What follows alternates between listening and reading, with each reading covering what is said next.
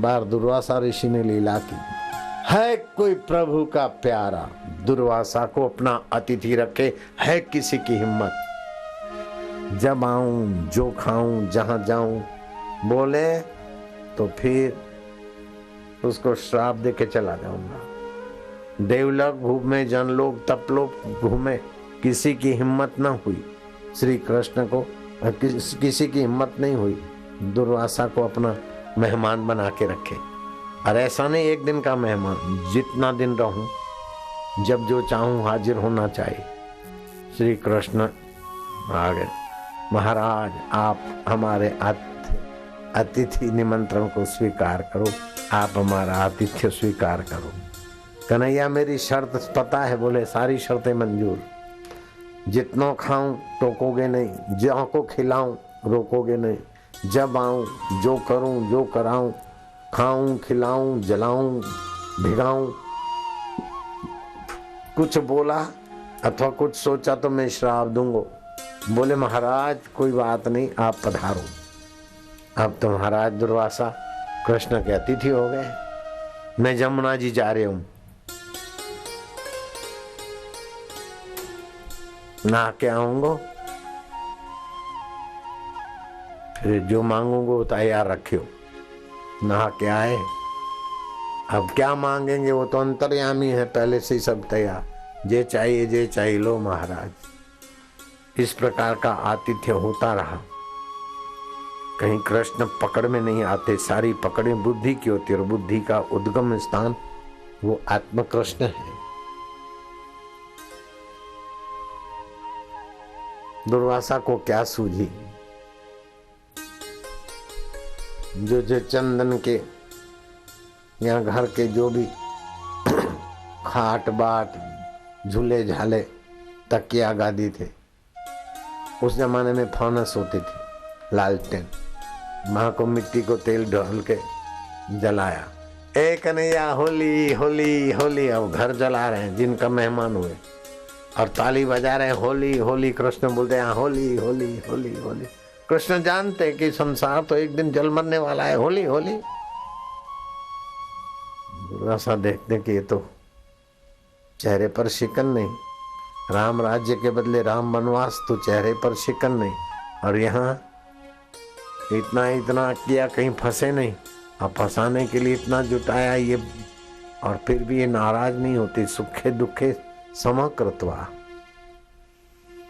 से करते कि कृष्ण अब मैं जा रही हूं और फिर नहा के आऊंगा और खीर खाऊंगा।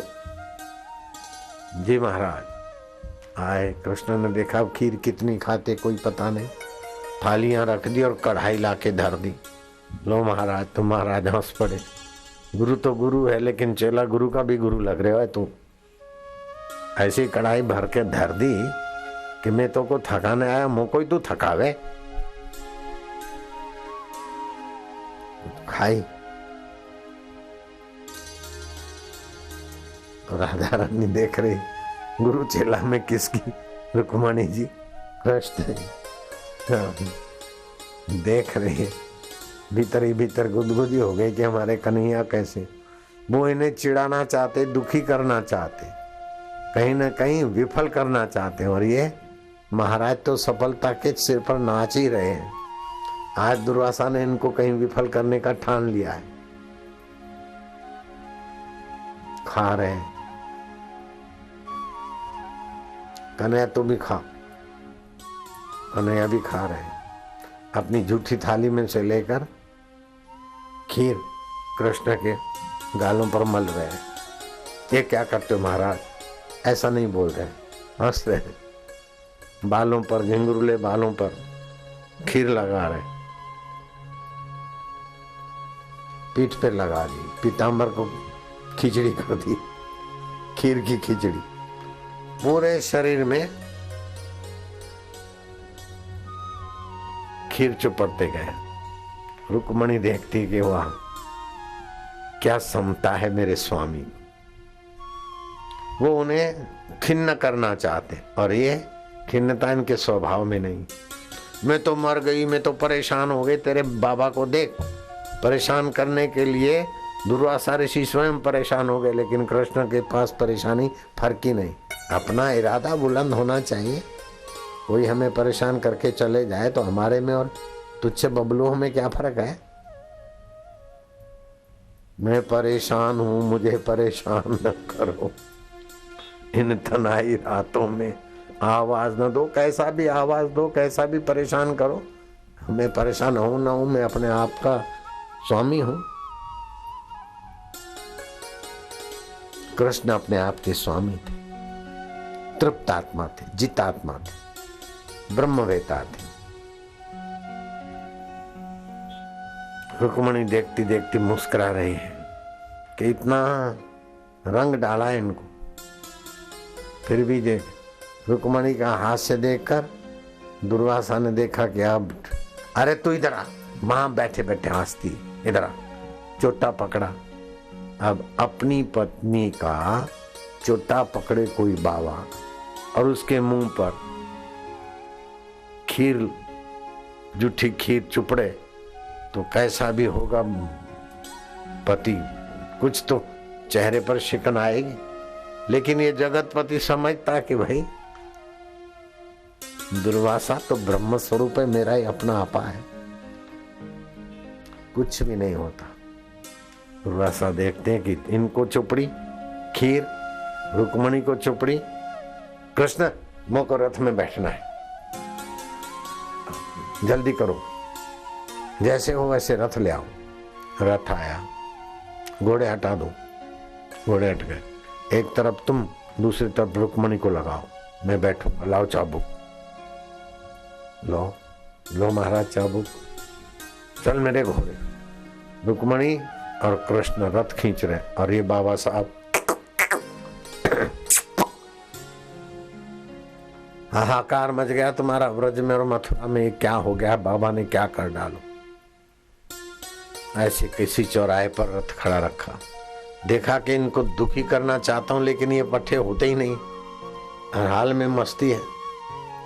और कृष्ण की मस्ती देखकर रुक्मणी जी भी मस्त रह रही है, मैं तो अर्धांगिनी हूं। कृष्ण बोलते हैं गुरु महाराज क्या चाहिए? बोले अब मेरे को क्या तुमने देने में बाकी रखा, तुम मांग लो क्या चाहिए। गुरु जी बोलते हैं कन्हैया तुम मांग लो क्या चाहिए। देखो जीवात्मा को परमात्मा को वरदान देने की ताकत छुपी, कैसा मौका दे रहे हैं जीव को अपने ब्रह्म स्वभाव का। कृष्ण कहते हैं गुरु महाराज आप प्रसन्न हो, जहां पर गुरु प्रसन्न है वहां को कोई टोटो नहीं पड़े, आप प्रसन्न हो जाए।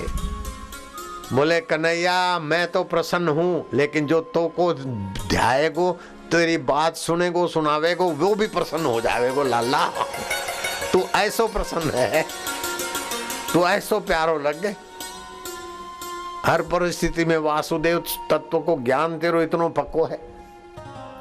मैं तो पर प्रसन्न हूं मेरे लाला, लेकिन तेरो जो चिंतन करेगो, तेरी जो बात सुनेगो सुनावेगो, वो भी प्रसन्न भेज जाएगो। लेकिन लाला एक बात का ख्याल रखियो, मैंने जूठी खीर मलकर तुम्हारी काया वज्र काया बना दी, लेकिन पैरों के तलुओं का ख्याल रखियो, मां पर खीर नहीं लगी।